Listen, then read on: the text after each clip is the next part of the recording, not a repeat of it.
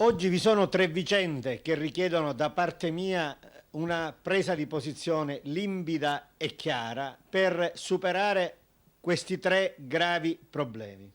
La prima questione sono le ventilate dimissioni di Teresa Restivo, una dirigente regionale che al lato sta dando agli agrigentini un contributo assolutamente importante. La seconda questione è il grido di allarme di Sergio Vella, imprenditore anti-racket, che ha avuto il coraggio di denunziare il sistema tangentizio di Lampedusa, che ha avuto il coraggio di costituirsi parte civile e adesso si sente abbandonato dallo Stato. Sergio Vella, che ha denunziato il malaffare, non riesce ad avere quei soldi per i quali gli avevano richiesto le tangenti. A Sergio Vella e a Teresa Restivo dico: siete dei simboli per gli agrigentini.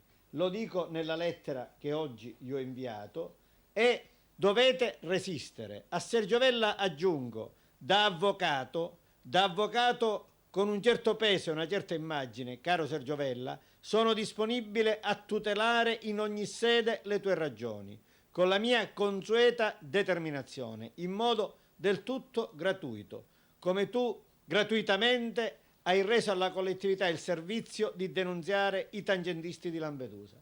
E a Teresa Restivo dico: hai svolto, cara Teresa, un lavoro egregio, devi continuare. Prima del tuo avvento al lato Gesa, il sistema dei rifiuti era puzzolente, ma puzzolente per il malaffare, per le assunzioni clientelari, per il sistema tangentizio. Abbiamo adesso anche la sentenza che condanna in primo grado Calogero Sodano, che conferma in che misura hai ripulito e bonificato tu, Teresa Restivo, quel sistema così perverso. Adesso io ti annuncio il mio pieno sostegno, cara Teresa. Con ogni probabilità i cittadini di Agrigento mi eleggeranno sindaco della città e da sindaco sarò totalmente accanto a te a svolgere il tuo lavoro. Io comprendo la tua amarezza, cara Teresa, la comprendo innanzi a dichiarazioni assolutamente assurde come quelle del sindaco Zambuto, che corresponsabile del buco del bilancio dell'ESA in modo determinante si permette di dire